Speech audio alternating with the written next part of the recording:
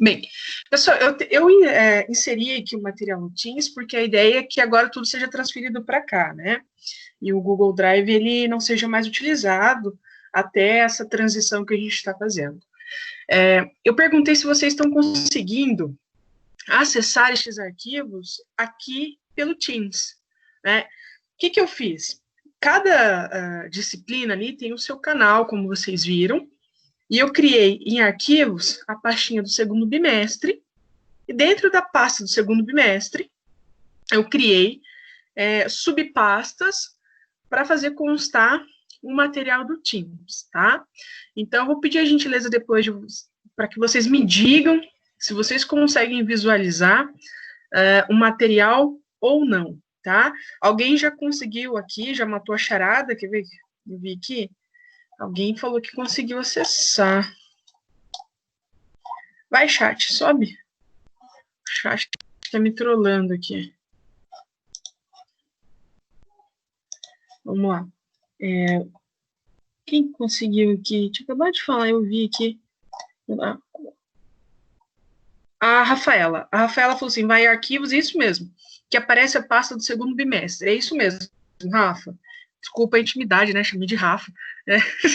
Enfim, né? Foi força do hábito. Né? Não se sinta ofendido. Mas a Rafaela, ela conseguiu, então, já matar, tá em arquivos mesmo. Pasta segundo bimestre de projeto integrador.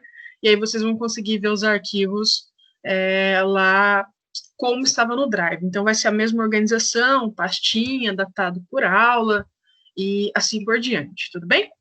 Então, eu vou começar a gravar a minha tela aqui para a gente conseguir iniciar a nossa aula propriamente dita. Vamos lá, computador. Tomando aqui o meu chá. Bem, então eu estou compartilhando minha tela, tá? Vamos terminar a questão referente ao nome, né, que a gente estava vendo na última aula, turma de vocês. A gente viu a questão do nome. Vou fazer uma breve revisão para refrescar nossa memória, ok? Refrescar nossa memória e a gente seguir com a disciplina. E depois que a gente terminar essa questão do nome, eu separei para a gente começar a conversar a questão referente a questões de direito penal, né? Porque a disciplina de projeto integrador, ela tem um aspecto prático, essa é a ideia da disciplina, de apresentar para vocês temas atuais, temas mais relacionados à prática. Então, daí eu já encerro a parte de direito civil, porque vocês têm direito civil propriamente dito, a ideia é trabalhar pontualmente alguns temas, ok? E avançar. E aí a gente vai entrar em umas questões de direito penal. Pessoal, quem tiver com o microfone habilitado, por gentileza, desabilita, né? Não é que você não possa falar, pelo contrário, até é importante que isso aconteça. Mas habilite o microfone na hora das dúvidas, só para não dar interferência aqui na gravação para mim e para os colegas, tá? Vou tomar meu chá. Então, vamos lá. Na última aula, a gente conversava sobre essa questão do nome, né? Vamos fazer uma breve recapitulação, de uma forma mais rápida, para fechar a matéria. O que é o nome? O nome, ele é uma individualização do sujeito, né? As pessoas são conhecidas socialmente, em seu meio social, em virtude do seu nome, tanto em vida como para depois da morte. Então, tem aí uma especial proteção que o direito vai dar às questões referentes ao nome, perfeito? Nós falamos que tem dois aspectos, um referente às questões públicas, né? Veja, você não pode alterar esse nome via de regra, salvo exceções que a gente vai ver hoje, dentre elas, os nomes que expõem ao ridículo, né? A questão das pessoas transexuais, hoje em dia que é possível ter essa alteração. E também no aspecto individual, o nome referente ao possuidor do seu nome, ele pode, se ocorrer um abuso referente ao seu nome, buscar aí uma reparação em virtude desta situação, ok? E aí a gente começou a estudar propriamente dito, né, o que compõe esse nome, será que é só o primeiro nome? Ou será que na verdade é um nome completo, né? Quando eu me refiro ao nome no aspecto do direito civil, não é só o primeiro nome do sujeito. A proteção é para o nome inteiro, que a gente vai chamar, Esse nome inteiro, na verdade, ele tem duas situações aqui envolvidas, em princípio. O chamado prenome, o que é o prenome? O prenome é o primeiro nome da pessoa, ok? É o primeiro nome da pessoa, que pode ser simples, como só Andressa, que é o meu caso, como também de forma composta. A Ana Paula, o João Pedro, né? E assim por diante, são prenomes compostos, ok? Via de regra, é imutável, ou seja, não comporta alteração, salvo em alguns casos excepcionais. Um deles, já falei da exposição ridículo. E também no nome se insere a proteção do chamado patronímico, que nós chamamos popularmente, até o próprio Código Civil utiliza esse termo, de sobrenome. Esse patronímico, ou sobrenome, nada mais é do que o nome de família.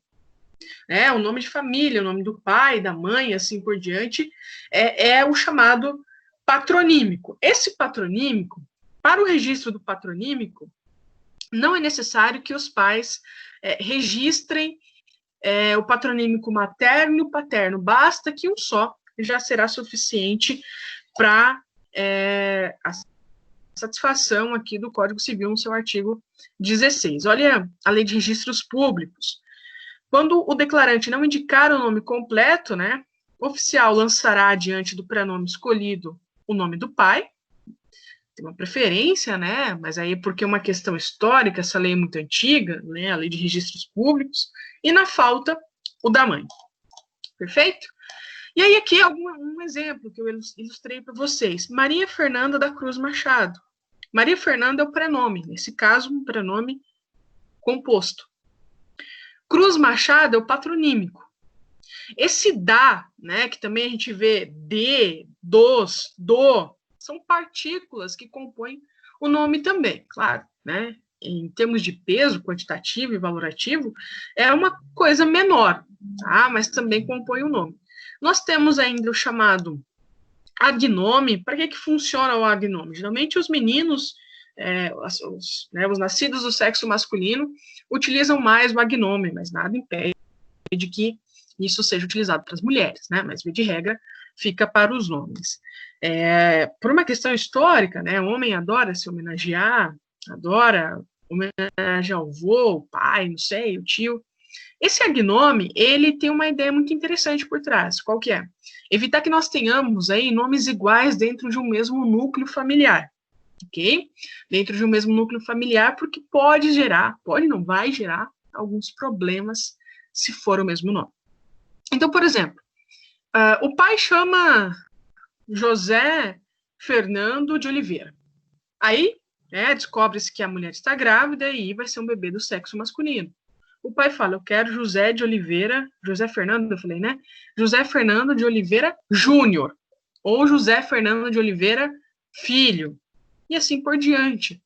Ele, né, quer que o filho tenha o mesmo nome, só que igualzinho não tem como. Tá? Daí vem os chamados agnomes, o neto, o filho, o júnior, sobrinho, tá? O sobrinho, e assim por diante.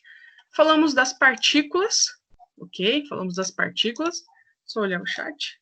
Boa noite, boa noite, boa noite, boa noite. Tá. Esse chat aqui não sobe sozinho às vezes. E a gente falou também sobre os gêmeos, tá? Os gêmeos. Em caso de gêmeos, né?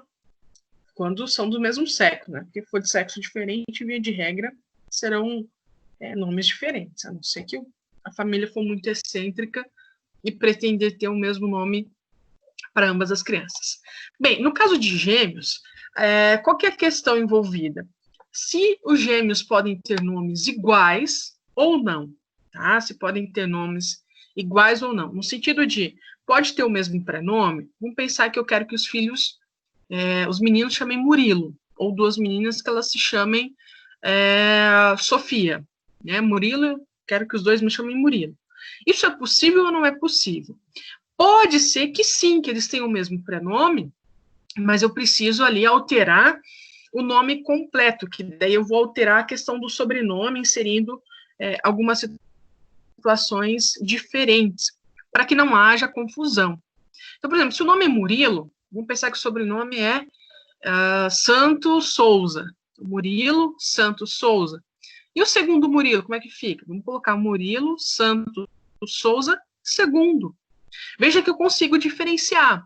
Eu posso, então, utilizar esse recurso, ou, ao mesmo tempo, eu utilizo prenomes distintos. Murilo José, ou Murilo Caio, por exemplo. Eu altero. Não vai ter o mesmo nome.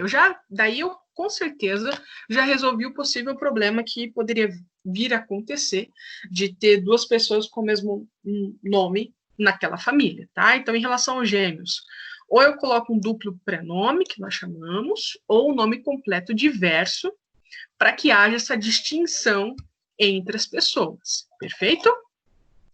Aqui são exemplos que eu dei na última aula também. E aqui uma síntese, né? A síntese da proteção do nome, conforme o professor Flávio Tartucci. Então, o nome nós teremos aí o chamado prenome, que é o nome próprio, o primeiro nome da pessoa, que pode ser simples ou composto. Temos o sobrenome, ou também chamado de patronímico, que nada mais é do que o nome familiar. O patronímico indica a sua origem familiar, ok? Depois a partícula, que é aquele dado, vamos pensar, Maria Fernandes de Souza, né? Maria José dos Santos. Isso são as partículas. O agnome, que visa perpetuar nomes semelhantes, mas assim, não pode ser um nome igualzinho. Eu preciso dar uma característica distinta para que não haja problema. Isso a gente viu na última aula, que eu me recordo bem. Depois, falamos sobre a impossibilidade de utilização do nome em publicações ou representações que tragam aí um cunho de desprezo público, né? Ainda que não tenha a chamada intenção difamatória. Via de regra não. Na verdade, a ideia aqui por trás disso é que você não pode utilizar o nome de forma indevida e desautorizada de uma pessoa, ok? Você precisa de uma autorização para que aconteça efetivamente a divulgação e a utilização desse nome. Senão, você pode incorrer em uma violação de direitos da personalidade e, inclusive, poderá acontecer uma ação civil de cunho reparatório, no sentido de danos morais e assim por diante. Perfeito? Aí a gente também parou em pseudônimo, né? O que é o pseudônimo? O pseudônimo, ele também é protegido pelo direito civil quando a gente se refere ao nome. Só que o que é um pseudônimo? O pseudônimo é um nome artístico. Perceba, vamos pensar que a Andressa, né, ela vai se aventurar no mundo da literatura, eu vou escolher um pseudônimo. Não sei, eu vou escolher Aurora Sofia, um nome muito uau, né? Para chocar a sociedade, eventualmente. Esse pseudônimo, esse nome artístico que nós chamamos, ele é protegido também pelo direito civil, né? Porque ele nomeia uma pessoa, embora não seja o nome, digamos assim, o nome real dela goza de proteção. Trouxe um exemplo. O Machado de Assis tinha alguns pseudônimos. Doutor Semana, Boas Noites e Bruxo do Cosme Velho. Por que ele tinha esses pseudônimos? No caso do Machado, na verdade, era por uma questão política, tá? Era por uma questão política que ele tinha um posicionamento pelo fim da escravidão no Brasil, mas ele sabia muito bem, como tudo, né? Como sempre no curso da história, você se posicionar em relação a movimentos de vanguarda, né, que nós chamamos movimentos que vão buscar a libertação de alguma coisa, isso tem um custo enorme. Você tem algumas perseguições em relação a isso. Então, ele preferia não assinar o seu nome no original, adotando os pseudônimos, para que ele se resguardasse politicamente de eventuais retaliações. Perfeito? Falei também o Fernando Pessoa, né? Fernando Pessoa é um cara que sempre utilizou muito pseudônimo. Fernando Pessoa tem Alberto Caeiro, eu sempre me perco nos pseudônimos dele. Álvaro de Campos, e tem um terceiro, que eu esqueci agora, né? Eu adoro Fernando Pessoa, inclusive, adoro poesia, adoro literatura, pena que eu tô com tão pouco tempo. A gente fala, a gente está dentro de casa na pandemia, mas a gente está trabalhando bastante, né? Então, acaba que a nossa casa ela não é aquela casa que a gente tinha no sentido de a casa é um descanso, né? Hoje é meu ambiente de trabalho, no final das contas. Mas vai passar e a vida vai retornar ao normal. Bem, então falamos do pseudônimo, que tem essa proteção, e ainda nós temos o chamado cognome ou alcunha. O cognome é um nome artístico, tá? É um nome artístico que identifica a pessoa. E por ele ser tão forte, mas tão forte, é possível que, inclusive, a pessoa altere o seu nome para acrescentar ou até mesmo substituir no nome. Como assim? Vamos pensar que cognomes famosos, Xuxa, Lula, Pelé, e outros tantos, né? Esses são muito conhecidos, não tem como. Falou esse apelido para você, você imediatamente associa a uma pessoa específica, individualiza muito, ok? De modo que não é só um apelido básico e simples, não. É muito, muito forte, capaz de identificar o sujeito. E nesse caso, é possível sim acrescentar o chamado cognome ou hipocorístico, se vocês encontrarem também esse sinônimo, nome feio pra caramba, inclusive, né? É possível acrescentar ao nome da pessoa. Por fim, para a gente fechar isso aqui, deixa eu ver se vai fechar mesmo. A gente vai conversar sobre a alteração do nome, né? Em quais casos é possível alterar o nome? Olha só, quando a gente fala sobre o nome, o princípio que rege a proteção do nome é a chamada imutabilidade relativa. Como assim, professora? A regra é que o nome ele não seja alterável, ok? Esta é uma regra que tem inúmeras exceções. Nós temos algumas situações que permitem a alteração deste nome. O primeiro caso são os chamados nomes que expõem a pessoa ao ridículo. Deixa eu só olhar o chat. Boa noite. Olha, o chat não atualiza. Boa noite. Kaique disse que tá travando, mas alguém tá sentindo que tá travando aí, pessoal? A aula? Tá tudo certo ou tá travando? Me digam aí. Olá? Será que me deixaram no mudo e foram ver Netflix? Tá tendo alguma live de cantor sertanejo hoje que eu tô competindo com alguém? E ninguém tá aqui? Ninguém tá aí? Oi?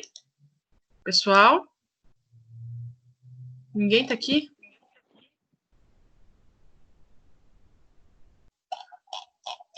Pessoal, nossa, eu tô começando a ficar preocupada agora. Aula. Ah, Tá ok. agora eu ouvi. Beleza, obrigado. A voz que me salvou, que está aqui comigo, sozinho, nesta noite fria. Muito obrigada. Então, vamos seguir. Tá, então, a alteração do nome. O primeiro caso que vai permitir que a gente altere o nome de uma pessoa são nomes que expõem ao ridículo, né? Aqui tem alguns muito engraçados, inclusive. Eu só me pergunto, gente, que pai, né, olha para uma criança e vai dar uns nomes desses, assim, sabe? Achando que vai ficar legal, que vai dar certo. Olha só, Jacinto aqui no Rego. Quando você lê isso de uma forma rápida, pelo amor de Deus, né? Sun Tian. João 1, 2, 3 de Oliveira, 4. Que é isso, cara? Você imagina eu fazendo chamada de um nome desse? Vai ser um absurdo, né? Não vou conseguir me conter. Francisco de Assis Pereira também pode trazer um constrangimento, porque é o nome do maníaco do parque, né? E, opa, nem sabia que grifava aqui, deixa eu... que bacana. Olha só. Como é que eu faço isso?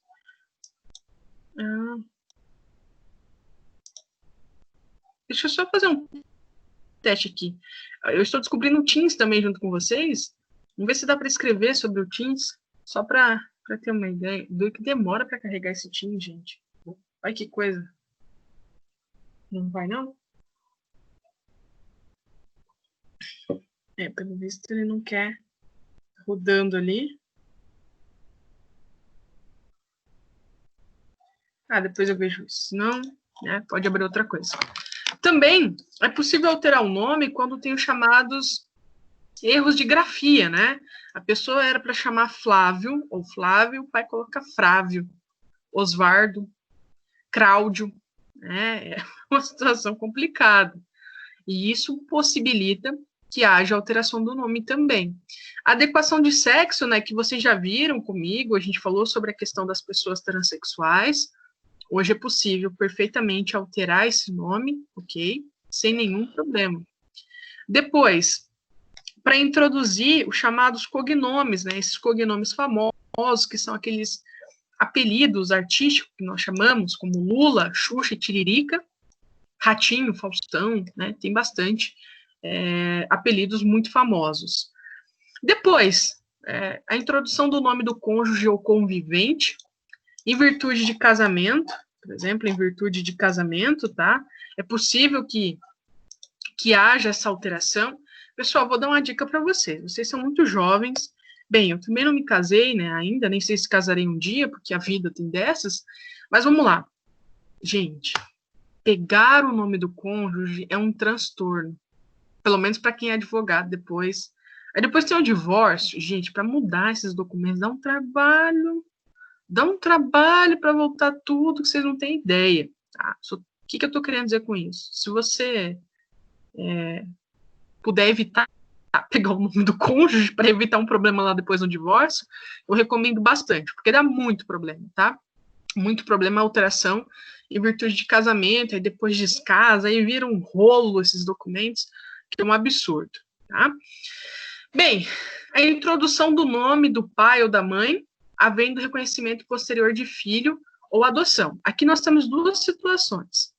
Pode ser que uma pessoa que eventualmente não conheça o seu pai, ou até a sua mãe, né, não tenha um nome paterno ou materno na certidão de nascimento, só que tardiamente, a pessoa pode ter 30, 45, não tem problema, ela descobre que alguém poderia ser ali o seu genitor ou sua genitora e busca essas informações.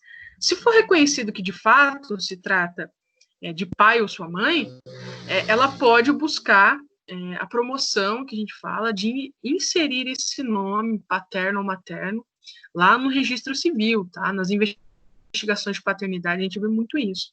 Às vezes a criança é só registrada com o nome da mãe, mais tarde faz uma investigação de paternidade, que nós chamamos, dá positivo, que a pessoa é o pai mesmo ali daquela pessoa, e aí vai alterar, tá? Altera o nome. E também em virtude da adoção.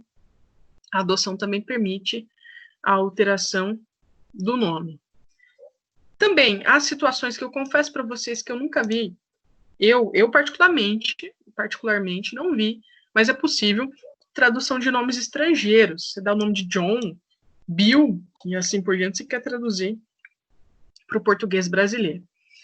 Chama atenção também uma possibilidade, daí tem uma razão, um pano de fundo um pouco mais dramático, a possibilidade de alteração do nome quando uma pessoa está no programa de proteção a testemunhas. Vamos lá.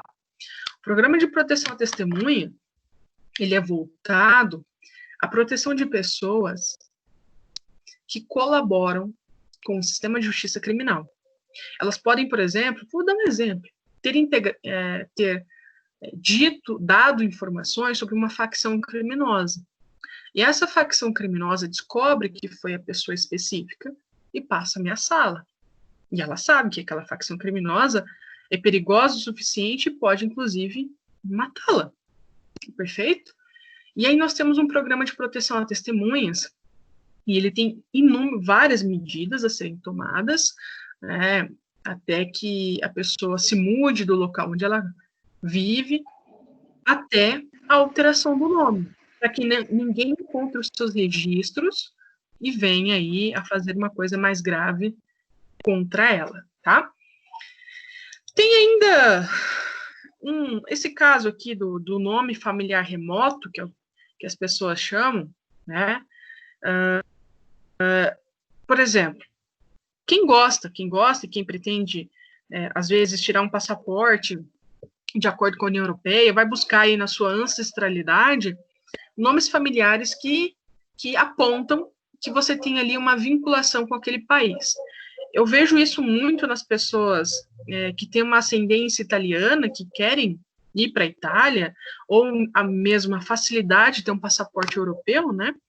Elas buscam investigar a sua ancestralidade para que conste ali os nomes dos seus ancestrais e elas passem a obter também a alteração do nome e, efetivamente, o passaporte europeu. Tá? Então, é possível também ter essa alteração. Tem aqui uns casos mais interessantes que vem surgindo, nome de padrasto ou madrasta, tá? A gente chama de filiação, às vezes, socioafetiva. Pensa o seguinte, às vezes a criança cresceu com o padrasto, na verdade. O pai, não sei, ausente, ou até mesmo a criança não conhece, mas o padrasto, ele cumpriu todo aquele papel, ou a madrasta também cumpriu todo aquele papel, cuidando daquela criança, de modo que eles têm um vínculo afetivo muito, muito forte, para não dizer igual de pai e mãe, né, em relação a ela. Então, é possível também, né, nós temos alguns casos da jurisprudência que permitem inserir os nomes dos padrastos e madrastas. Tá? Olha, tem um caso, esse eu acho bem interessante, mas bem interessante mesmo, que é a remoção do nome. Esses casos, eles têm sido mais frequentes, assim, das pessoas buscarem a remoção do nome, de algum nome familiar, em caso de abandono afetivo. Como assim abandono afetivo? Veja, ser pai é ter ali um papel de presença na vida dessa criança. Não é só econômico, não, gente. É de afeto mesmo. O direito, ele exige, né? Pelo menos ele tenta, mas ele tenta fazer com que as pessoas tenham consciência disso. De que a família tem um papel muito além dessa questão de entregar dinheiro para a manutenção daquela vida. Tem um papel afetivo. E nós sabemos que há muitos casos de pais e mães, mais de pais, né, que abandonam seus filhos, que nunca participaram da vida dessa criança. Nesse caso, tem algumas situações que a jurisprudência vem entendendo, tá, a possibilidade da pessoa excluir o nome do seu pai ou da sua mãe em virtude desse abandono. Olha aqui, eu só vou pegar o finalzinho, tá? Conclui-se que o abandono pelo genitor caracteriza o justo motivo de o interessado requerer a alteração do seu nome civil, com a respectiva exclusão completa dos sobrenomes paternos. Pessoal, para uma pessoa chegar a essa situação de pedir para que se exclua o sobrenome paterno, com certeza é uma situação muito grave, né? É realmente uma dor muito grande dessa pessoa, desse filho, que não teve a presença do seu pai. Perfeito? Que não teve a presença do seu pai. Importante também,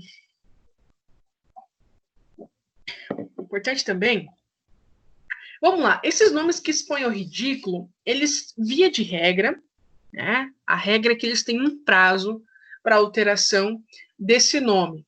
A Lei de Registros Públicos, lá no seu artigo 56, vai dizer que no primeiro ano após atingida a maioridade, a pessoa ela vai procurar, então, alterar o seu nome, tá? Essa é a regra. Você tem lá, completou 18 anos, você não está satisfeito com o seu nome, você acha que ele te traz aí um constrangimento, você tem um ano para promover ali a alteração desse nome. Aí eu pergunto, professora, mas eu sequer sabia dessa possibilidade, eu não posso buscar essa alteração posterior, passado esse um ano? Olha, a jurisprudência, né, os tribunais vêm entendendo aí a possibilidade de alterar esse nome, que expõe ao ridículo, né, mesmo depois desse prazo de um ano, porque perceba o seguinte, você colocou lá um prazo de um ano, tá, perfeito, às vezes a pessoa nem sabe que ela pode fazer isso, e aí quando ela se dá conta, ela está com 30, 35 anos, não sabendo a informação, só que o constrangimento não cessa depois desse um ano que é dado, né, desse lapso temporal que é dado. O constrangimento segue. Daí que a jurisprudência entende, então, que mesmo que esse prazo de um ano lá para alterar o nome tenha passado na nossa legislação, pode, de forma motivada, ainda assim alterar o nome, tá? Esse nome que expõe ao ridículo, perfeito? O nome que expõe ao ridículo, ele teria o prazo de um ano. Esta é a regra. Mas, de forma excepcional e motivada, é possível alterar esse nome que traz esse prejuízo mesmo após um ano. Perfeito? Mesmo após um ano. E, por fim, em caso de casamento, né, pessoal? Esse eu acho que acontece todos os dias. Em caso de casamento, nós podemos ter alterações de nome. Perceba, não é só a mulher que pode acrescer o sobrenome do marido. O marido também pode acrescer o sobrenome da esposa, não tem nenhum impedimento. Tá? É que, assim, nós temos uma herança em todo o direito muito patriarcal, né? Muito patriarcal. O direito civil é completamente patriarcal. Daí porque a construção ficou assim, casou-se, a mulher obtém o sobrenome do marido, como se coisa dele fosse. No fundo, seria isso. Você é quem? Eu sou a fulana de tal. Ah, você já linka a um sujeito. Tá? Já linka a um sujeito. Isso vem sendo superado, inclusive eu tenho visto mais mulheres não querendo alterar seu nome. Até porque, como eu disse, é realmente um transtorno alterar a documentação. Aí você casa, pega lá o sobrenome do marido ou da esposa, tem que alterar toda a sua documentação, RG, CPF. Aí vamos pensar que não dá certo, né, esse casamento, e acontece aí um rompimento. Você vai ter que, você fala, eu quero voltar meu nome de solteiro. Aí tem que alterar tudo de novo. É muita dor de cabeça, né? É muita dor de cabeça. E depois também a chamada união estável entre as pessoas também permite a alteração do nome. Deixa eu abrir o chat aqui. Eu tô achando estranho isso.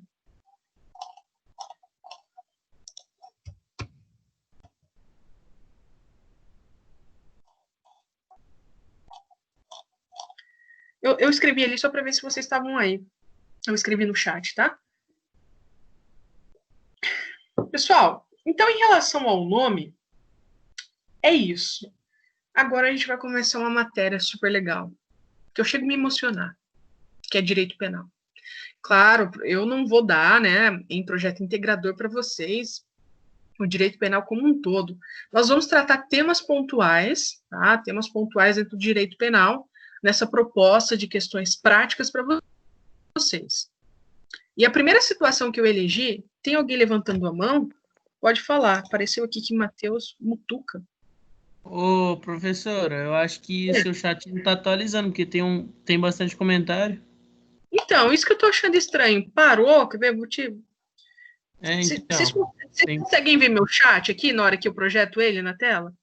Eu estou conseguindo, não está atualizado. Tá. Então ele não está atualizando. Agora, acho que agora atualizou. Aí, agora foi. A alteração, o Yuri pergunta, sim, é gratuita, tá? Essa promoção da alteração do nome. Aí tem outra aqui, a Luciana. Pode ter 2 nomes de pai no registro, exemplo? Foi registrado por um pai, depois descobre que seu pai biológico é outro.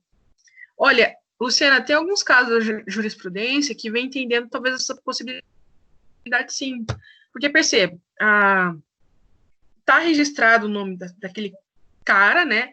E ele cumpre o papel de pai, de modo que essa criança desenvolve toda uma relação efetiva com ela, com esse pai, e no futuro ela descobre que, na verdade, seu pai biológico é outro.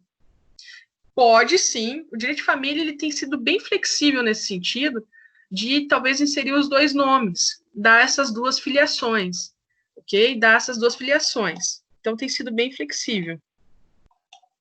Kaique, tá travando para você a minha fala? Alguém mais está sentindo que tá travando, gente? Me dê esse feedback, porque daí eu preciso também informar, né, o pessoal da coordenação de que está tendo alguns problemas no Teams. Só você, Kaique, ou será que tem mais alguém? Sidney diz que não. Aqui tá normal. Sidney, Kaique, será que você não consegue entrar de novo? Para ver se não é a tua conexão ou alguma situação? Só tenta entrar de novo para a gente ver. Tá? Beleza, então, pessoal. Vamos encerrando essa questão do nome, tá? Vamos entrar na questão de direito penal. Kaique, pode ficar tranquilo. Eu vou dar só uma introdução aqui. Se você quiser fazer isso agora, pode fazendo que você não vai perder. Vai dar tranquilo. Pessoal, qual que foi o primeiro tema que eu elegi? Um tema extremamente atual. Deixa eu parar de projetar aqui. E ativar minha câmera. Esse Teams, sabe o que eu achei dele? Ele demora um pouquinho para carregar. Vocês conseguem me ver agora, né? Estou mostrando o meu rosto. Bem, olha só. Primeiro tema que eu selecionei. A lei de violência doméstica, tá? Porque ela é uma coisa, pessoal, do nosso dia a dia, mas, assim, muito próximo de nós. Tá?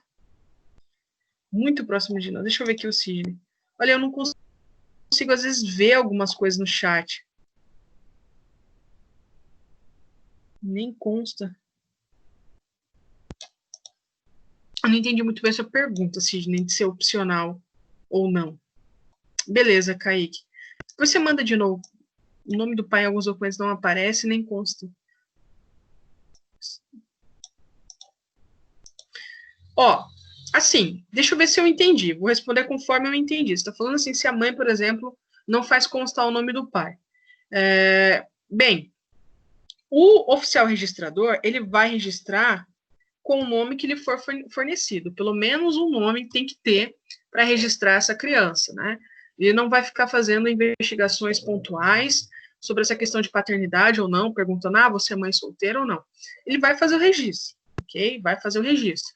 Agora tem que ver por que não foi registrado esse nome do pai, porque talvez não exista mesmo um pai no sentido de se desconhece a filiação paterna, ou se não foi registrado por uma forma deliberada dessa mãe não querer registrar, daí o pai pode tomar as atitudes cabíveis e depois retificar essa documentação do seu filho, tá? Então é isso. Pessoal, vamos entrar então em violência doméstica, vamos entender um pouquinho desse assunto, que é bem caro, inclusive, extremamente caro para a nossa sociedade. Vocês têm alguma noção, assim, de como funciona essa questão da lei de violência doméstica, né, de proteção de mulheres, na nossa lei 11.340, ou como vocês conhecem mais como Lei Maria da Penha? Vocês têm alguma noção disso? Eu espero que ninguém aqui tenha vivenciado situações de violência, tá? Porque é uma coisa, assim, que acaba com qualquer pessoa, né? Mas vamos entender um pouquinho como funciona. A minha proposta é apresentar para vocês como é que funciona a nossa lei de violência doméstica, ou também chamada de Lei Maria da Penha. Então, hoje, nós começamos a ver a questão de violência com o progredir das aulas, a gente vai ver as medidas protetivas, como elas funcionam e assim por diante, tá? Como elas funcionam. Então, vamos lá. Deixa eu projetar aqui a minha tela. Vai, filha. Oh, meu Deus. Vai. Aqui. Compartilhar. Pronto. Fechar isso aqui do nome. Então, vamos para Lei de Violência Doméstica. Esse não desejo salvar. A nossa lei 11.340 é a Lei de Violência Doméstica, ou mais conhecida por vocês como Lei Maria da Penha, né? E não sei se vocês conhecem a história dessa lei. Por que ela foi apelidada de Lei Maria da Penha? Vamos entender algumas coisas. Olha só, por que o Brasil ele criou essa lei? Pessoal, tem uma história muito grande por trás disso, né? Inclusive de anos. Olha, em 1975, o Brasil ele vai celebrar o primeiro tratado internacional para erradicar a violência contra a mulher. Deixa eu contextualizar vocês. Tratados internacionais são acordos, né? Via de regra são acordos entre os países em que eles assinam termos ali, pode ser de cooperação no combate a alguma coisa, como crime, ou de cooperação em matéria ambiental, e assim vai. O tratado pode ter múltiplas funções, mas a ideia dessa assinatura em 1975 foi que os países adotassem mecanismos para minimizar e prevenir a violência contra a mulher. Eu estou falando de 1975, tá? Há muito tempo atrás. O Brasil já se movimentava.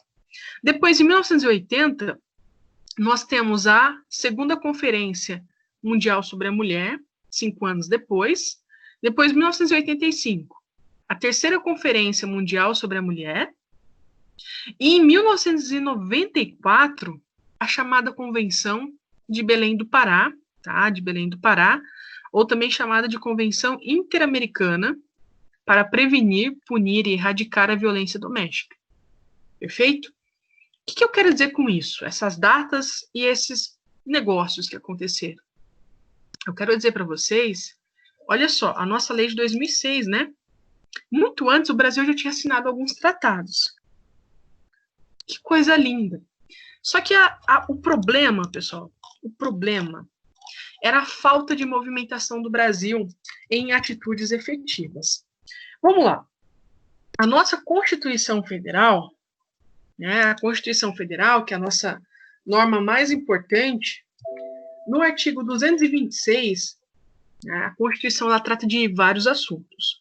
Matéria ambiental, matéria tributária, matéria de educação. E o artigo 226, ele é destinado à proteção da família. Ok? Olha só o caput ali, ó. A família, base da sociedade, tem especial proteção do Estado. Pessoal, antes de eu falar, só parar um segundo aqui. Eu acho que, não sei se vocês tiveram tempo de entender algumas denominações, igual do vadimeco, né? A gente ia fazer aula de vadimeco, não deu tempo. Quando eu falo caput de um artigo, eu estou me referindo ao enunciado primário, que a gente chama de um artigo. É a cabeça. Caput, em latim, é cabeça. Ok? Então, isso é um caput. Aí tem o parágrafo 1º do artigo 226, parágrafo 2º, parágrafo 3º, e assim vai, tá? Olha só. Um artigo, ele pode ser constituído de inúmeras situações. Olha esse 225, só vou dar uns exemplos aqui para a gente entender. Então, o artigo 225, esse enunciado aqui, é o caput do meu artigo, tá? Aí eu tenho o parágrafo 1º, aí vem aqui em números romanos, né? Nós chamamos isso de incisos. Caput, primeiro enunciado, parágrafo, aqui é um parágrafo 1º, incisos. E ainda o artigo, ele pode ter, que eu não estou encontrando aqui, deixa eu subir mais para ver se eu encontro um do jeito que eu quero.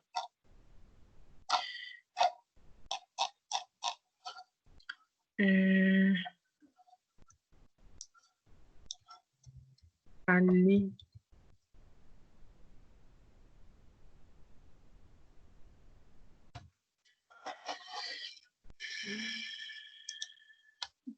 Tá. Vou pegar aqui no Código Penal, porque eu sei, daí é mais fácil, eu sei de cabeça. Vamos pegar aqui o artigo 121, que é o crime de homicídio, tá? Esse aqui, ele vai conter... Vai bater. Sei de cabeça nada, né? Passei vergonha, mano. Bem. Aqui, tá. Ó, vou pegar aqui um artigo que ele já muda a situação. Esse artigo 9º, um artigo aleatório, pessoal, não tem nada a ver com matéria, só para a gente entender os termos, tá? Isso aqui é um caput, ó, primeiro enunciado, artigo 9º. Aí ele vem e diz a situação. Isso é um caput, é a cabeça, é o enunciado primário do meu artigo. Em números romanos, a gente sempre vai chamar isso aqui de incisos. Inciso 1, inciso 2, e assim por diante. Neste caso, nós temos um parágrafo único, não tem mais de um parágrafo. O artigo preferiu ter um parágrafo único, tá? E quando tem A e B, nós chamamos de alínea. A, B, C, D, E, pode ser várias, tá? A gente chama isso de alíneas. Então, caput, inciso, parágrafo único, poderia ter mais parágrafo, mas nesse caso só tem um parágrafo único. E a linha, tá? E a linha. Eu tô falando isso agora porque não deu tempo da gente ver em sala de aula, então, às vezes eu tô falando aqui e não paro. Ó, esse caso do artigo 13 do Código Penal, eu já tenho uma situação diversa, ó. O artigo 13 tem o caput, tem parágrafo 1º, parágrafo 2º, Dentro do parágrafo 2º, tem a linha A, a linha B, a linha C. O artigo 14, a estrutura também é diferente. Tem caput, tem inciso 1, tem inciso 2 e tem um parágrafo único, tá? Então, esses são termos a que a gente se refere na hora de nominar e encontrar um artigo, ok? Tá, então estamos na Constituição, né? Vamos voltar agora para a matéria. Propriamente dito. Deixa eu voltar lá no meu 226. Então, o artigo 226, ele vai tratar de família. O caput, agora você já sabe o que é caput, fala que a família, base da sociedade, tem especial proteção do Estado. Muito bem, perfeito. E aí vem o parágrafo 8º e diz o seguinte: o Estado assegurará a assistência à família na pessoa de cada um dos que a integram, criando mecanismos para coibir a violência no âmbito de suas relações. E aí é que a gente vai fazer aqui uma contextualização muito importante. Logo no começo, que eu comecei a falar da violência doméstica, eu disse para vocês que em 1975 o Brasil já tinha assinado o primeiro tratado buscando aí eliminar formas de violência contra a mulher. Aí vem 1980, 1985. Em 1988, a gente tem essa atual Constituição aqui, ó. A nossa Constituição atual é de 1988. E você vê expressamente ela dizendo que é necessário ter mecanismos para coibir essa violência contra as relações em âmbito familiar. Ok? Em 1994, nós temos a Convenção de Belém do Pará. Professora, não estou entendendo. Está parecendo excelente isso. O Brasil já em 1975 se movimenta na violência contra a mulher. Aí é que está a situação. Pessoal, não basta a gente ter uma legislação que faça previsão desse tipo de coisa. Oi, eu tô aqui. Oi, travou onde? Deixa eu parar de compartilhar. Voltar para o meu rosto aqui, então, para a gente ver se travou ou não travou. Habilitei a minha câmera. Oi, voltei. Tá aparecendo? Ou travou ou não travou? Olá? Olá? Olá?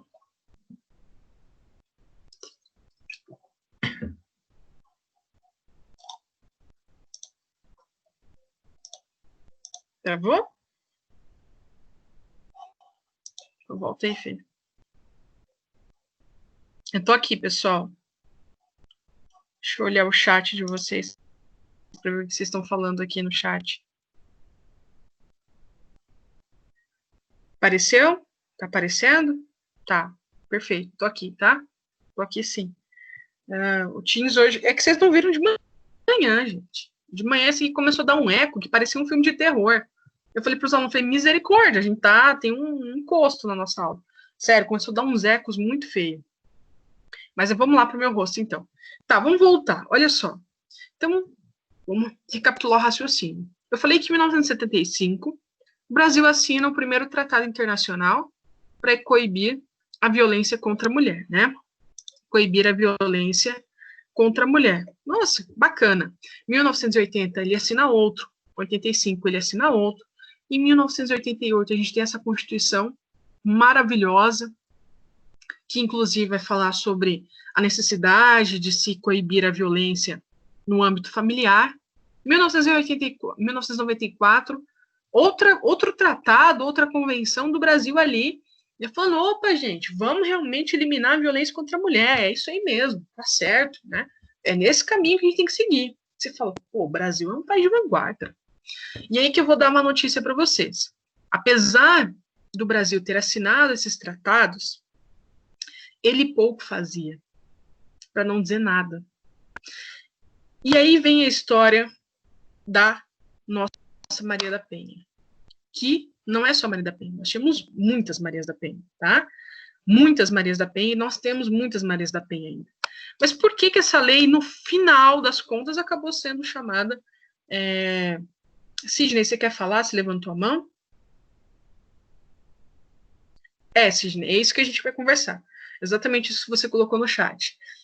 Qual que é a história da Maria da Penha e por que no final das contas essa lei, de certa maneira, carrega o seu nome, né? Embora é a Lei 11.340, só recebeu um apelido aí. Pessoal, a história é um pouco pesada, né? Bem dramática, inclusive. Em 1983, a senhora Maria da Penha, ela sofre uma tentativa de homicídio na sua casa.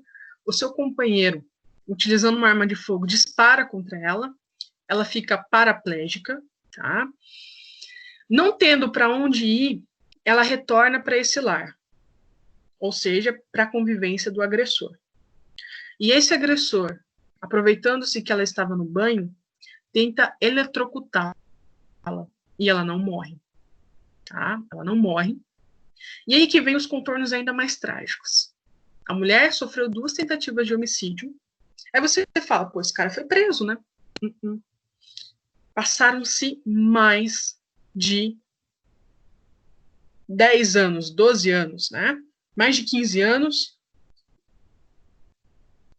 E o processo não andava. O processo simplesmente não andava. O cara não sofreu uma punição em 15 anos. Ele seguia solto. Aí chegou uma situação que a Maria da Penha falou assim, gente, não tem condições, esse cara nunca vai ser punido por isso. E olha a advocacia pro bono aí, né? Um grupo de advogados, né, partidários de direitos humanos, eles falaram assim para Maria da Penha, olha, já que o Brasil, porque qual era o problema? Além da questão da violência, a gente sentia, a violência era tripla, digamos assim, porque além da violência que ela sofreu do seu agressor, ela é um desamparo muito grande você vê passar-se mais de 10 anos sem uma resposta para um crime tão bárbaro. Então é um desamparo nesse sentido. Você fala, meu Deus, eu não acredito na justiça, porque ela não existe. Não existe, essa pessoa está solta, está cometendo crimes e assim por diante. Aí esse grupo de advogados, muito ligados à questão de direitos humanos, falou, olha, tem uma solução. Não uma solução, tem uma possibilidade, na verdade, que a gente pode desenvolver, que é a seguinte, olha, o Brasil, ele assinou diversos tratados, não assinou? Assinou. Então, quando ele assina um tratado de coibir alguma coisa, como nesse caso de coibir a violência contra a mulher, ele tem que cumprir. É como se fosse um contrato. Você tem que cumprir. Quando você assina um contrato, você manifesta uma vontade, não é? De comprar um carro, sei lá. Quero comprar o carro e assim por diante. Um tratado internacional é uma manifestação também de vontade. É uma atitude positiva do tipo, concordo com isso, aceito. E se você aceita, você tem que fazer alguma coisa. Aí esses advogados levaram não o agressor. Essa é a situação interessante. Não o agressor. Claro, a história em relação ao agressor, ela foi levada à Comissão Interamericana de Direitos Humanos. Mas quem sentou, entre aspas, no banco dos réus, na Comissão Interamericana de Direitos Humanos, foi o Brasil. Professora, por que o Brasil? Não entendi. Porque o Brasil considerou-se que o seu sistema de justiça criminal não funcionava. Não para Maria da Penha. Mesmo o Brasil tendo assinado diversos tratados, tendo uma Constituição falando que tem que coibir a violência no âmbito familiar, o que acontecia na prática? Nada. No caso da Maria da Penha, não andava, não tinha uma investigação decente, não tinha o processo andando. Aí chegou-se a um momento que falou, gente, isso aqui não funciona. Isso aqui não funciona, foi feito para não funcionar. Daí porque o Brasil foi levado para a Comissão Interamericana de Direitos Humanos. Porque apontou-se que o sistema de justiça criminal no Brasil, pelo menos em relação à violência contra a mulher, era horrível. Não funcionava. Tá? E aí vem a vergonha internacional, porque quando você é levado para essas cortes internacionais, que nós chamamos, é uma vergonha mundial, pessoal. Você é exposto ao mundo inteiro que você não faz o básico, não faz a lição de casa.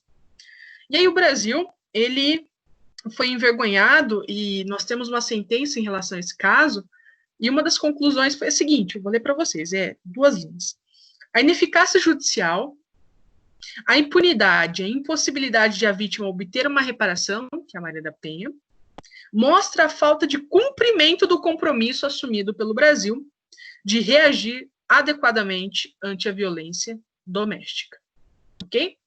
Essa sentença, ela vem, pessoal, em 2001. Olha só o tanto de tempo que passou. Os crimes contra Maria da Penha aconteceram em 1983. Em 2001, o Brasil passa essa vergonha. Tempo ele teve para fazer alguma coisa, né? Teve muito tempo. Muito bem, então 2001 a gente tem essa sentença internacional. E com isso foi necessário desenvolver. Aí o Brasil falou, não, vamos começar a nos movimentarmos mesmo. Porque é inaceitável, né? Você passa uma vergonha dessa, você tem que tomar alguma atitude. Aí começa-se a pensar em uma legislação efetiva de proteção às mulheres. Apenas em 2006, nós vamos ter a chamada lei de violência doméstica, né? Que é a nossa lei Maria da Penha, ok? Deu para entender por que ela vai carregar esse nome Maria da Penha, pessoal? Deu para entender um pouquinho da história dessa lei, por que ela é tão importante para o nosso país? Porque foi uma vergonha internacional, né? É uma vergonha internacional. Poxa, você tem um crime bárbaro, não aparece solução nenhuma, ok?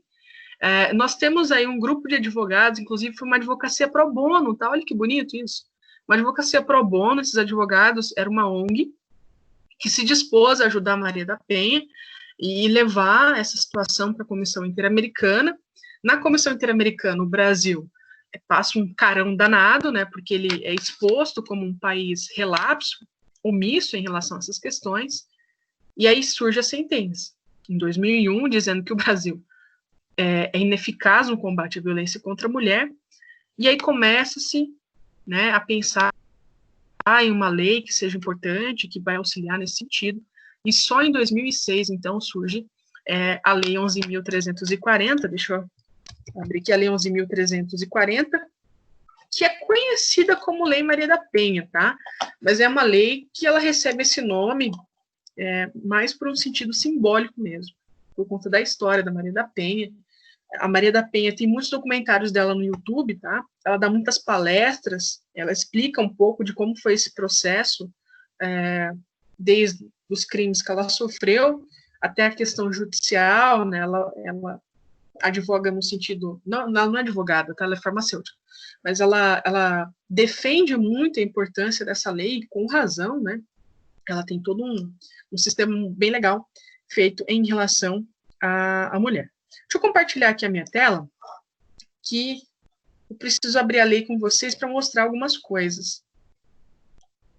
Vai, meu filho, ajuda eu. Pronto, aqui. Vai, filho. Que demora. Pronto, compartilhando.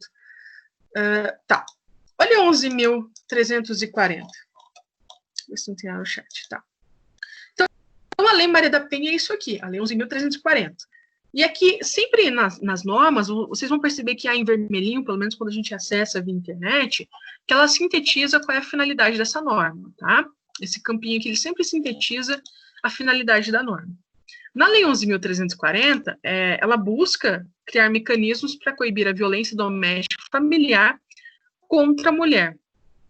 Nos termos do parágrafo 8º, do artigo 226 da Constituição, que é aquele que eu havia lido, né, dizendo que a Constituição de 1988 protege as relações familiares e coíbe aí eventual violência que aconteça nesse meio.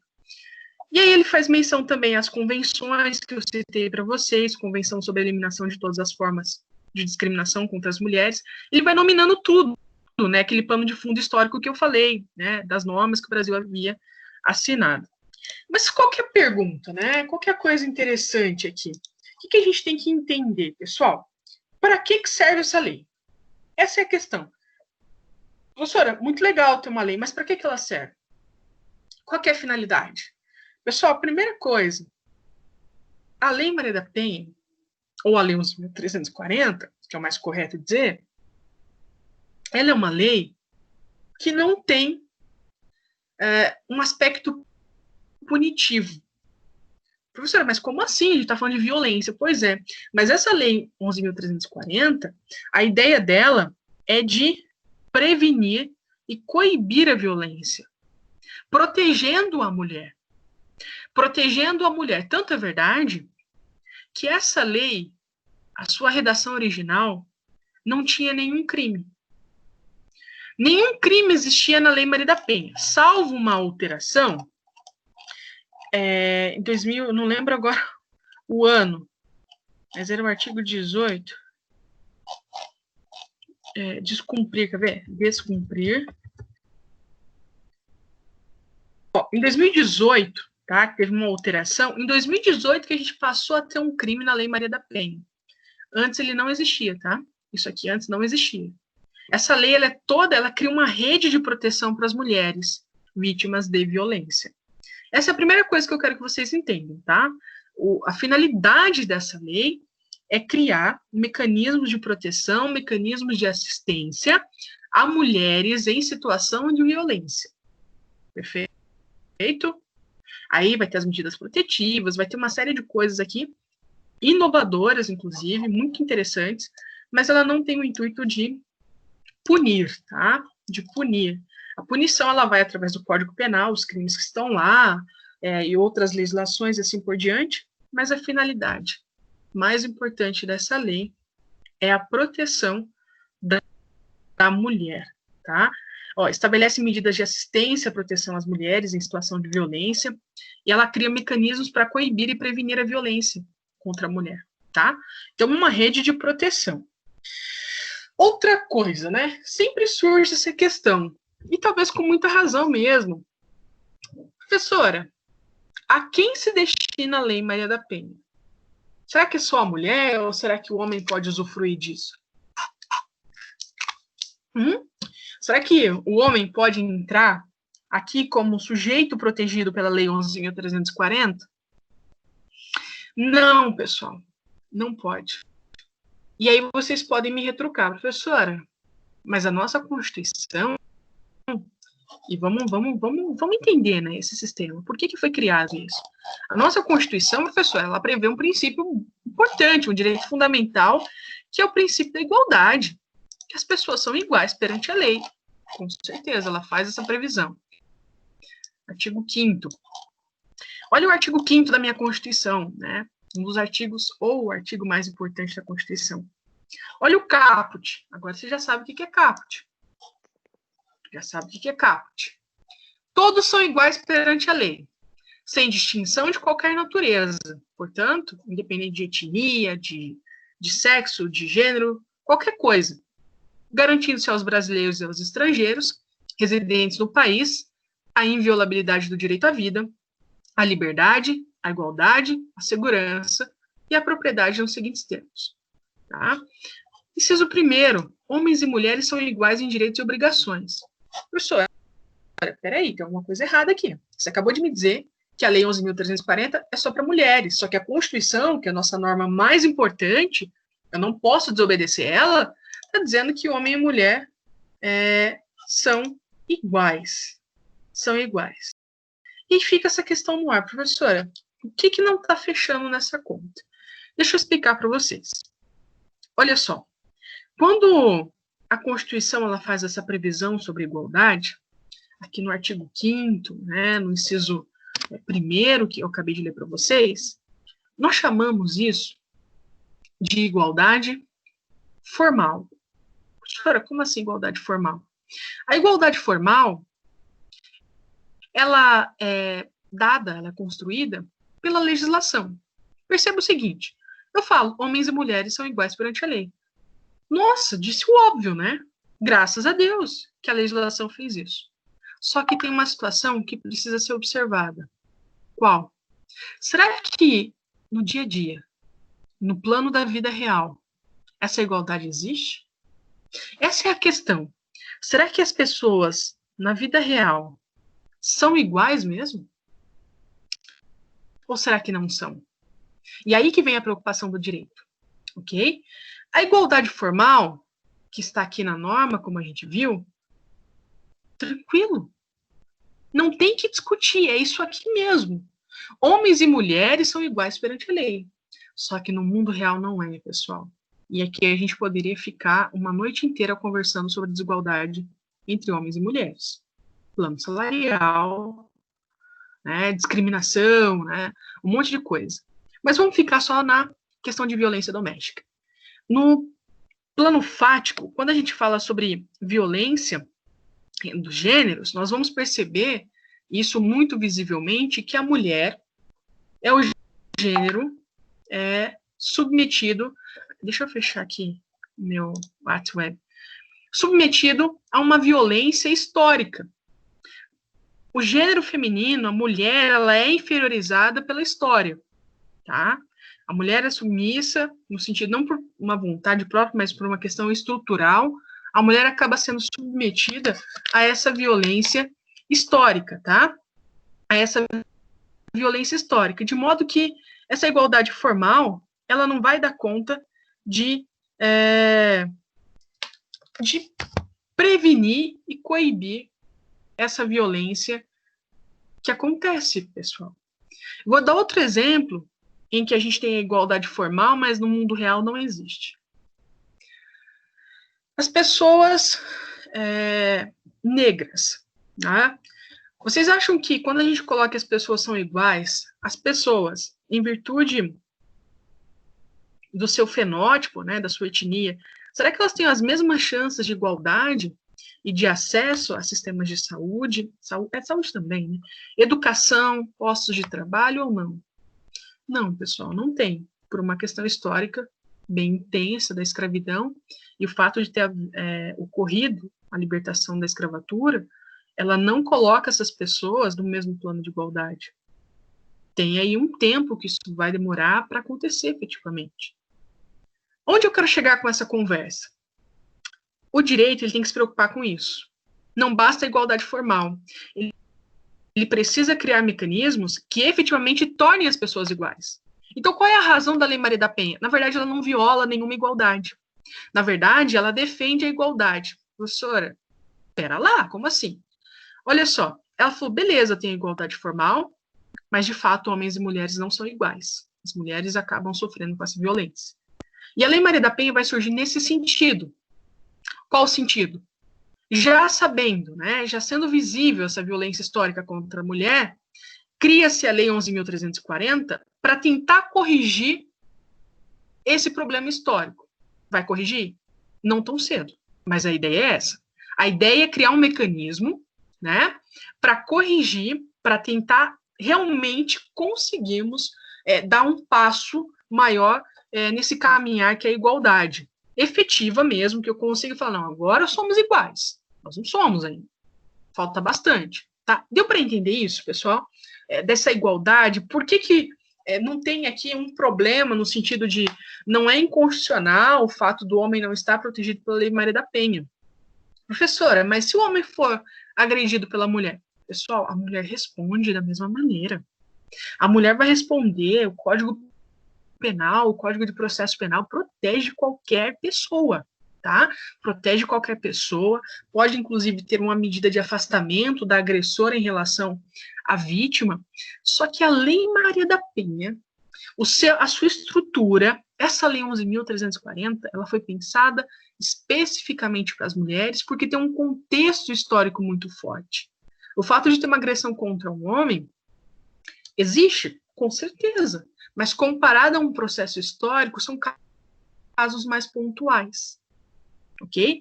Ainda assim, você vai perceber que o gênero feminino é inferiorizado em relação ao masculino. Então, o direito ele vai se preocupar nesse sentido e vai criar uma lei buscando minimizar essa desigualdade. Eu espero que vocês tenham entendido essa perspectiva do porquê essa lei existe, por que o homem está excluído da sua proteção, tá? O homem, se sofrer qualquer violência no âmbito familiar, tem a proteção, mas não a proteção da Lei Maria da Penha. É isso que eu quero que vocês entendam. Não é que a mulher vai ficar livre, pelo amor de Deus. Não tem como isso acontecer. A mulher vai responder se ela agrediu o seu companheiro, o seu namorado. Apenas a vítima do sexo masculino não vai utilizar os recursos da Lei Maria da Penha. Né? É só isso, pessoal. Perfeito? Deu para entender essa contextualização que eu coloquei para vocês? A contextualização? E outra coisa importante é que nem toda situação em que a mulher é vítima se aplica a Lei Maria da Penha. Nem toda situação em que a vítima for do sexo feminino se aplica a Lei Maria da Penha. Professora, está ficando complexo. Ó, com certeza vocês estão escrevendo no chat, eu não estou vendo. Parou para mim aqui no Sidney. Eu estou injuriada com esse chat que não atualiza. Né, que não atualiza. Eu não estou conseguindo ver aqui os comentários de vocês. Vai, meu filho, atualiza. Né? Atualiza.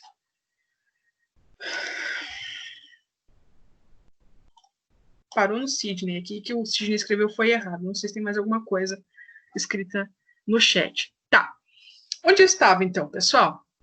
Nem toda situação em que a mulher, enquanto vítima, houver a vítima do sexo feminino, se aplica a Lei Maria da Penha. Por quê? Precisa de um contexto ainda. Um outro contexto para a gente chamar a proteção da Lei Maria da Penha. Que contexto é esse? Primeiro, artigo 5º dessa lei, no âmbito da unidade doméstica. Ou seja, essa mulher tem que estar inserida em uma relação doméstica. Qual? O espaço de convivência permanente de pessoas com ou sem vínculo familiar, inclusive as esporadicamente agregadas, como cunhados, a gente chama, né? Pessoas que vão ali convivendo com uma certa regularidade. Então, o âmbito de unidade doméstica, o exemplo, os filhos, né, em relação às suas mães. Professor, o filho em relação à mãe? A gente vai ver isso também. O marido em relação à mulher, na unidade doméstica, tá? No âmbito da família, quando eu falo de unidade doméstica, eu estou me referindo mesmo ao espaço como uma casa, tá? Como uma casa. Já no âmbito da família, eu estou falando sobre comunidade formada por indivíduos que são ou se consideram aparentados. Pai em relação à sua filha, por exemplo, o pai nem mora mais com a filha, por exemplo. Unidos por laços naturais, então, filho biológico, né? Por afinidade, filho eventualmente adotivo, ou vontade expressa. Nesse caso, se aplica a Lei Maria da Penha. E o terceiro caso que aplica a Lei Maria da Penha é em relação íntima de afeto, na qual o agressor conviva ou tenha convivido com a ofendida, independente de coabitação. Exemplos: namorados, a amante em relação lá, o cara que ela mantém a relação, ex-maridos, tudo isso entra no âmbito de violência protegida pela Lei Maria da Penha. Então, resumindo essas três coisas, para que haja aplicação da Lei 11.340, precisa ter um vínculo afetivo entre o agressor e a vítima. Precisa ter ali uma ligação entre essas pessoas. Olha o exemplo. Vamos pensar que um sujeito acordou num dia ruim, sai pela rua com uma arma de fogo. E aí ele avista uma mulher que ele nunca nem viu, não conhece e fala: eu vou matar. Assim, gratuitamente. E dispara contra essa mulher. Que não vem a óbito, vamos pensar, né? Dispara, mas ela só é lesionada, ela tem ali alguma lesão. Não se aplica a Lei Maria da Penha nesse caso. Por quê? Não foi uma ocorrência no âmbito da unidade doméstica, não tem nenhuma questão familiar envolvida e tampouco tinha qualquer relação íntima de afeto. Ok? Então, perceba que para a gente chamar a intervenção da Lei Maria da Penha, eu preciso de um contexto. Não basta que a vítima seja mulher, tá? Não basta que a vítima seja mulher.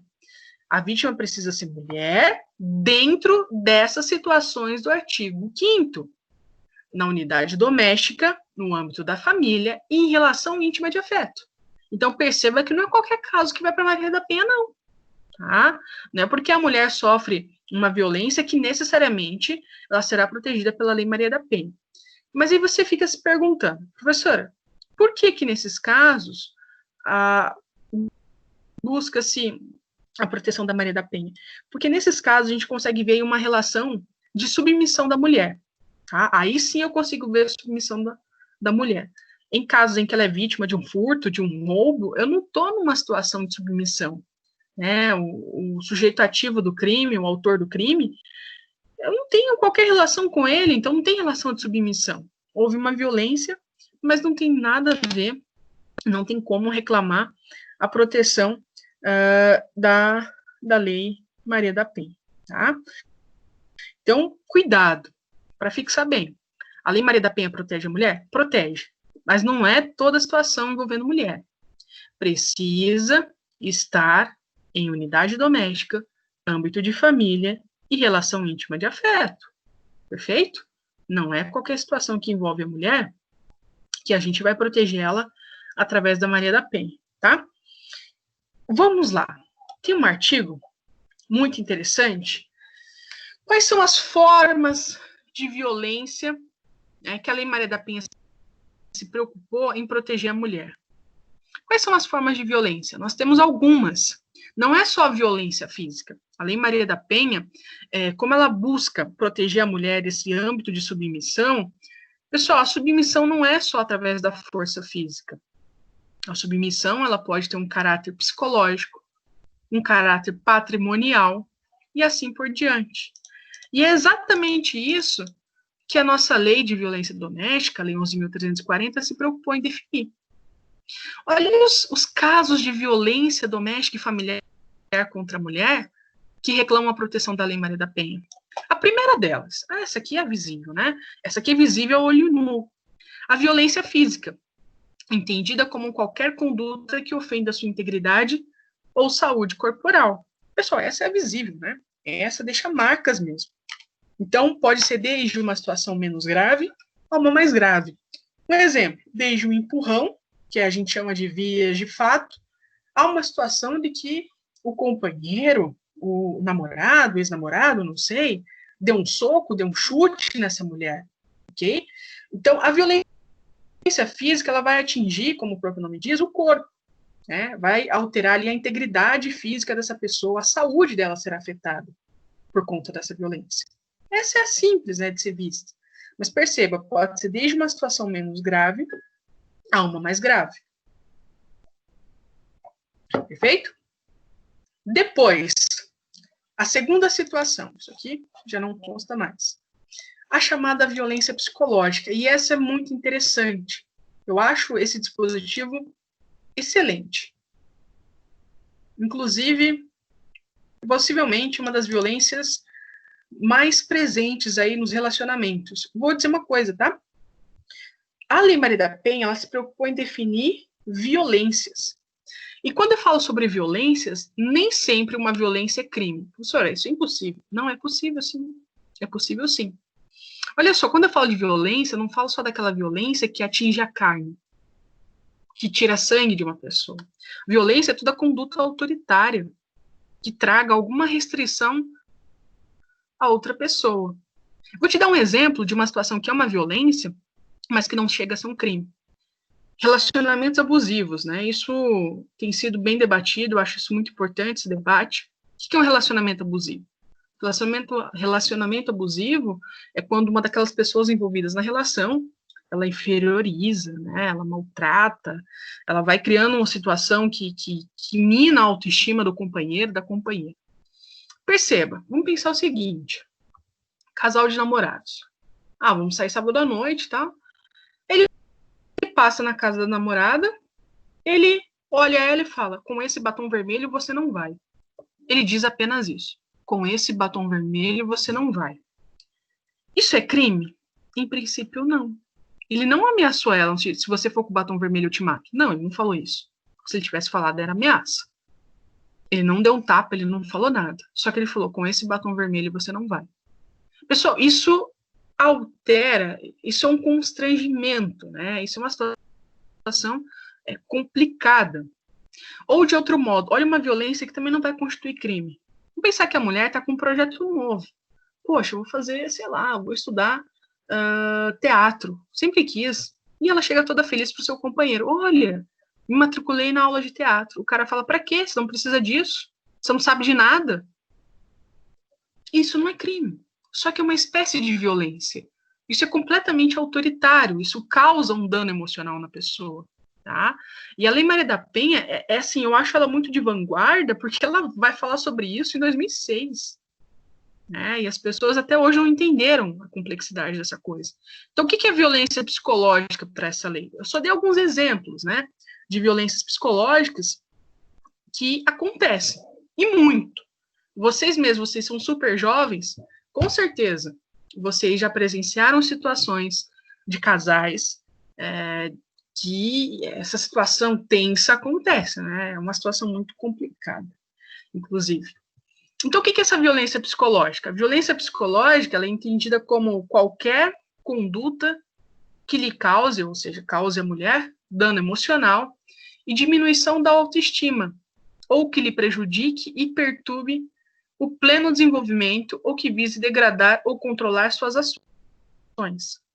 Comportamentos, olha aí, ó, comportamentos, crenças e decisões, mediante ameaça, constrangimento, humilhação, manipulação, isolamento, vigilância constante, perseguição contumaz.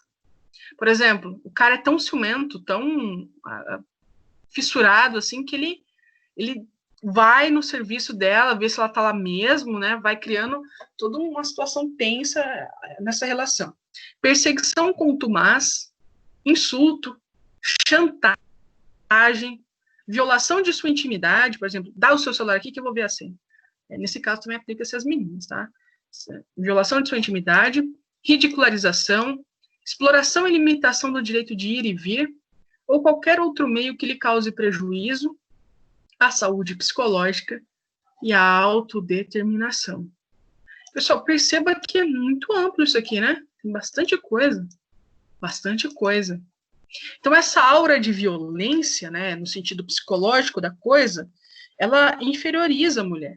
Ela coloca num plano de degradação mesmo, né? Você não vai fazer tal coisa, ou você não é capaz, e assim por diante. É uma situação autoritária. É uma situação que repercute diretamente sobre a autoestima e outras coisas, né? A pessoa, para se recuperar disso, precisa ter uma força surreal ou realmente de uma ajuda psicológica posterior para entender, né, o tamanho da situação constrangedora que ela vivia e talvez não tenha percebido naquele momento, seja por uma inexperiência de relacionamento, ou seja mesmo porque o agressor, né, com essa violência psicológica, ele conseguia acessar e dominar essa mulher através desses subterfúgios que a gente chama de manipulação. Né? Tem gente que consegue manipular muito bem, uma coisa doentia. A outra violência, né, a violência sexual, vou parar nas violências, tá? Só vou terminar, eu já encerro a aula. A violência sexual, entendida como qualquer conduta, olha, pessoal, olha o tanto de coisa, é sensacional isso, no sentido da preocupação da lei. Entendida como qualquer conduta que a constrange a presenciar, a manter ou participar de relação sexual não desejada, mediante intimidação, ameaça, coação ou uso da força. Vou parar só nesse primeiro momento aqui, até marcar onde eu parei, para fazer um parênteses. Pessoal, os casamentos, vamos lá. Não é porque as pessoas estão casadas que elas obrigatoriamente devem manter relações sexuais. Professor, mas o casamento não é para isso? Não. Já foi um dia. Hoje não mais. De modo que, se o companheiro força uma relação sexual e a companheira diz não, quando ela diz não, a partir daquele momento passa a ter um nome. Estupro. Professora, o marido pode estuprar a mulher? Pode. Porque o estupro é a força, né? Aquilo que viola a liberdade da pessoa, independente se é esposa ou não. Os estupros maritais, eles existem aos montes. E as pessoas não sabem, porque elas acham que são obrigadas àquilo.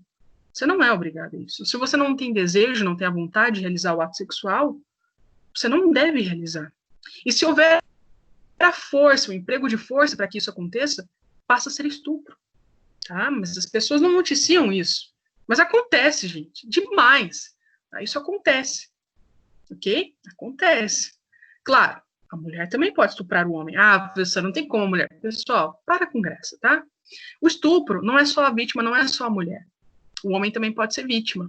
O crime de estupro, ele não exige que seja um homem e uma mulher necessariamente. A mulher pode estuprar o homem, por exemplo, ela pode amarrar, forçar, não só o ato sexual de conjunção carnal, que é a introdução do pênis na vagina, mas masturbação forçada, o sexo oral e assim por diante, porque é um crime que possibilita inúmeras situações, como pode ser um homem que estupra uma mulher que estupra uma mulher, um homem que estupra um homem, independe das pessoas envolvidas. A ideia do estupro é a seguinte: violar a liberdade sexual. Leia-se, a pessoa é constrangida a realizar algum ato sexual não desejado, tá? A realizar um ato sexual não desejado, tá? Mas eu queria fazer esse parêntese para dizer sobre os estupros maritais que existem.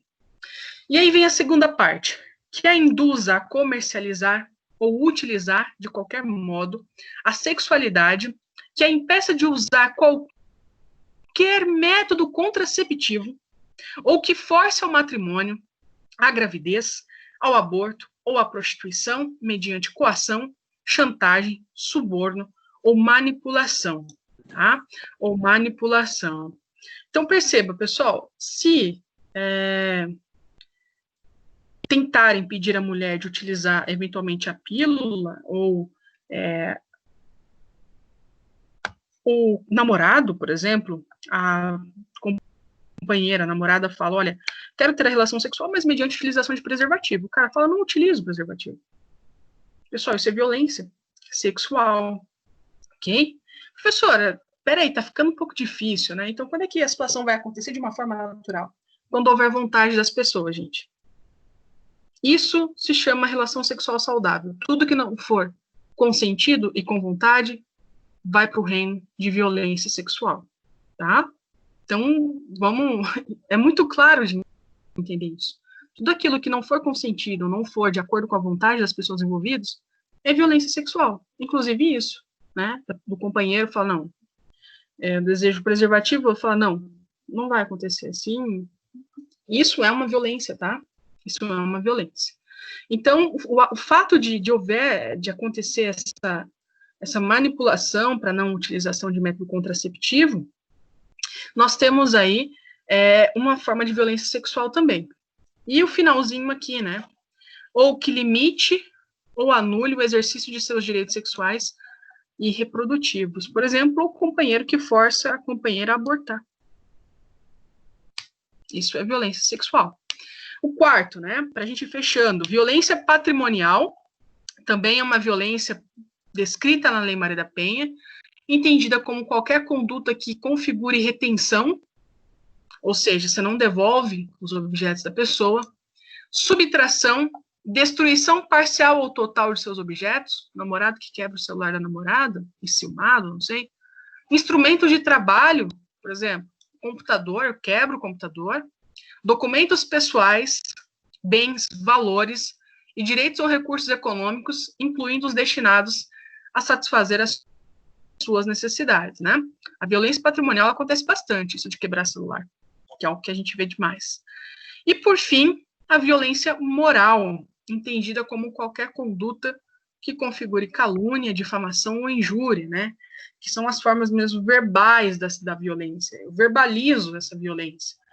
Chamo de burra, enfim, outras coisas indecorosas. Deixa eu parar o meu compartilhamento aqui, habilitar minha câmera, voltar o meu rosto. Nós temos ainda algumas pessoas que resistiram até o final da aula. Pessoal, por hoje é só, né? Por hoje é só, na verdade, só não, né? Nós fomos até as 10h40, eu agradeço muitíssimo a presença de vocês. Eu espero que esteja esclarecendo um pouquinho de como funciona essa Lei Maria da Penha, ao que ela se destina. Espero que vocês tenham gostado disso. Eu selecionei alguns temas de direito penal, especialmente esses que estão muito mais próximos. Pessoal, agora começou a atualizar meu chat. Meu Deus, eu preciso ler o chat. Deixa eu ver. Ou vocês estão mandando agora? Sai. Deixa eu ler o chat. Não estava atualizando para mim. Começou a vir agora algumas mensagens. Que loucura, gente. E tá carregando. Não tá rolando. As postagens, quero ver se tem alguma dúvida. Aqui, agora sim. Ó, agora sim. Agora começou. Ah, na verdade, vocês estão aqui. Agora eu tô me sentindo envergonhada. Aqui vocês estão me elogiando. Peraí, deixa eu ler. Agora, feminicídio. Eu vou falar depois sobre o feminicídio, tá, Sidney? Então, uns aspectos aí introdutórios. O Yuri falou, mas isso não cabe em violência doméstica? Eu não sei, na verdade, o que você disse. Aula top, obrigada. Tudo certo. Sua aula foi ótima, muito obrigada, gente, muito boa. Obrigada mesmo. Espero que esteja sendo esclarecedor para vocês, para a gente também já pegar a prática um pouco, né? Quem é advogado, quem pretende advogar na área criminal, deixa eu ver aqui o Yuri. Prof, supondo que o marido pratique a violência sexual na esposa quando realizado na residência. Como assim supondo, Yuri? Supondo como? Não entendi o...